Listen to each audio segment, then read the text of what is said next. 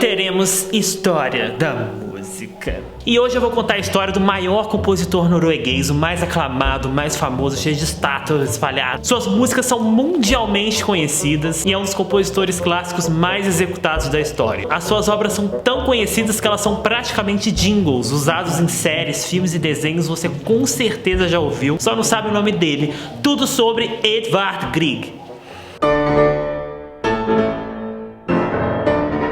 Edvard Hagerup Grieg nasceu no dia 15 de junho de 1843 e faleceu no dia 4 de setembro de 1907. Ele nasceu em Bergen, na Noruega, olha só que chique. Seu pai se chamava Alexander Grieg, que era um comerciante da cidade, e a sua mamãe, Judith, era professora de música. Olha só que propício. O Grieg, ele nasceu numa família musical. Ele teve suas primeiras lições de piano com a sua mãe com apenas 6 aninhos de idade. E em pouco tempo, quando ele era pré-adolescente ainda, ele foi descoberto por um grande músico muito influente que era amigo da família. Era um dos maiores violinistas da Noruega, um tal de Ole Bull, que tratou de mandar o menino para estudar fora e persuadiu os pais de Grieg para que ele fosse mandado para o conservatório de Leipzig, onde lá ele estudaria a fundo o piano. Já no conservatório, lá ele conheceu o maravilhoso mundo da música, indo nas melhores apresentações, os melhores concertos, ouvindo os melhores músicos, tendo aula com os melhores professores. Tudo que um estudo de música erudita de primeira podia oferecer. Mas ele não era um aluno muito empenhado não, viu? Ele matava umas aulinhas e só estudava o necessário, ficava assim na média, não se destacava tanto. E no inverno de 1860, o Grieg quase que me morre. O menino pega um monte de doença pulmonar, assim, pega umas pneumonia, umas tuberculose louca, quase que não vive para compor as músicas que a gente chama. E isso fez com que ele perdesse praticamente todo o pulmão esquerdo, e esses problemas dele nas vias respiratórias ia perseguir o coitado a vida toda, fazendo assim Grieg ser a pessoa que mais frequentava hospitais. Mas isso não o impedia de arrasar no piano. Logo, ele se formou neste conservatório e já estava estreando nos palcos. Por volta de 1861 que ele fez a sua primeira estreia tocando a Sonata Patética de Beethoven. Olha que coisa mais maravilhosa. E ele tocou perfeitamente. E todo mundo ficou assim, meu Deus. Já formado, ele se muda para a Dinamarca e foi lá, num verão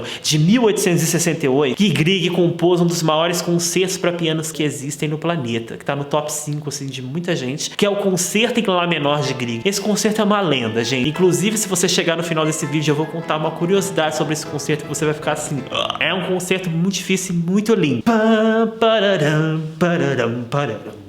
Esta música começou a ganhar fama por toda a Europa. E sabemos que se um compositor viveu na mesma época que Franz Liszt viveu, isso significa que Franz Liszt vai ficar sabendo da existência dessa pessoa, porque Franz Liszt era o maior músico, o mais influente, o mais famoso e o mais rico. Sim, Grieg começou a chamar a atenção de Franz Liszt, que ouviu este concerto e falou, meu Deus, esse cara é foda. Então o incrível Liszt escreveu uma carta à mão para o Ministério da Educação da Noruega e falou, aqui, dá uma bolsa viagem para ele, ele precisa sair por aí viajando, eu sou o Franz Liszt, ninguém diz não pra mim. Óbvio que ele conseguiu essa bolsa pro Grieg, né? Grieg ficou extremamente honrado com isso, encontrou Liszt em Roma. Ficaram bem amiguinhos, trocaram figurinha, Liszt amou, ficou assim encantado com as músicas de Grieg. Afinal, as músicas de Grieg são de qualidade inegável. Pronto, se você caiu nas graças de Liszt, você tá feito. Teve uma ocasião em que o Liszt resolveu tocar esse concerto em Lá menor pro Grieg e falar, olha só, eu vou tocar o seu concerto. Ele, deixa eu ouvir. E Grieg ficou super curioso, nossa, o melhor pianista do mundo vai tocar o meu concerto, essa eu quero ouvir. E Liszt tocou dificultando o máximo que ele podia e com aquela velocidade extrema, né? A plateia ficou extasiada, falou, meu Deus! Porém, Grieg não gostou muito não, falou que eu não gostei que você tocou meu concerto rápido assim, não é assim que eu quero, eu sou compositor, eu que mando. Os dois ficaram até meio tretados depois disso. Naquela época, pra quem assistiu tudo sobre Saint-Saëns, sabe que a música alemã tava querendo dominar ainda, né? Porque ela era mais conhecida, os compositores alemães ainda eram os mais famosos. Mas Grieg, assim como Saint-Saëns, queria que a sua música e o seu país fosse reconhecido na música erudita. Assim, Grieg passou a imprimir nas suas músicas toda a nacionalidade, toda a cultura supernacionalista da Noruega nas suas músicas, fazendo assim a Noruega ser reconhecida também. Então tem muita música do Grieg inspirada no folclore norueguês. E assim ele passou a ser o compositor mais famoso na Noruega e também um dos mais aclamados na Europa. Mas a sua fama aumentou muito mais entre os compositores nacionalistas, os diferentões, né, que não eram os alemães Alemanha. Até que houve um encontro entre Tchaikovsky e Grieg. Tchaikovsky naquela época era praticamente um Beethoven, era tipo assim, o deus muito grande você encontrar com Tchaikovsky. E esse encontro rendeu vários elogios. Tchaikovsky também adorou as composições de Grieg, fazendo assim Grieg ganhar os maiores prêmios de composição, os melhores títulos e tá bem na fita com todo mundo. Ele conseguiu fazer as suas peças serem tocadas nas melhores filarmônicas, ou seja, a música era boa e a orquestra era boa. Successful, extremamente bem sucedida, Grieg, tanto quanto Tchaikovsky. Duas monas bem sucedidas, maravilhosa. Atenção, chegamos em 1874, foi quando ele compôs a sua obra mais famosa, a mais escutada, a mais familiar, a mais original já escrita nos últimos tempos, conhecida entre entendidos e conhecida entre leigos. A suíte Peer Gynt é uma suíte de 4 movimentos inspirada numa história de um aventureiro muito bacana, que começa com uma das músicas mais usadas na hora que o sol nasce, nos desenhos ou nos filmes. Eu tô até arrepiado. Como que alguém compõe um negócio desse? Sem contar que nesta mesma suíte tem um movimento que é o mais conhecido também, que é In the Hall of the Mountain King. Essa sim, cara. Este é o hit, nem a Katy Perry faz. E é claro que eu toquei no último vídeo. Clique aqui acima e escute essa versão para piano incrível desta música conhecidíssima.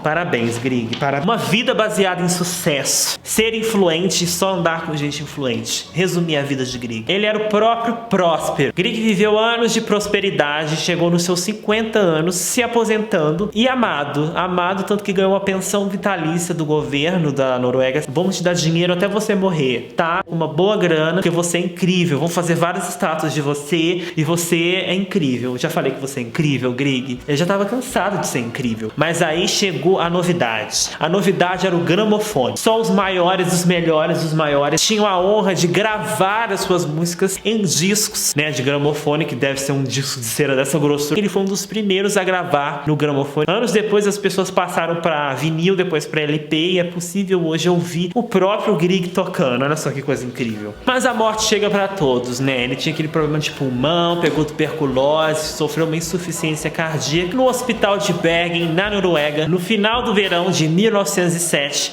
Edvard Grieg bateu os botinhas, morreu. Suas últimas palavras foram: bem, se deve ser assim. Ai, deve ter sido bem triste, agora fiquei arrepiado. O funeral dele atraiu mais de 40 mil pessoas, tão grande quanto o funeral de Beethoven. E esse funeral aconteceu nas ruas de sua cidade natal, onde executaram a sua própria marcha fúnebre. Depois, Grieg foi cremado, um dos poucos compositores que foi cremado, e suas cinzas foram enterradas embaixo de uma montanha, pertinho da sua casinha. Agora vamos a algumas curiosidades e vida pessoal de Edvard Grieg. Grieg se casou com a sua prima de segundo grau. Olha só, naquela época era muito comum a gente casar com um parente. Ele casou por volta de 1867 com uma soprano lírica que chamava Nina. Olha só os dois, que fofo.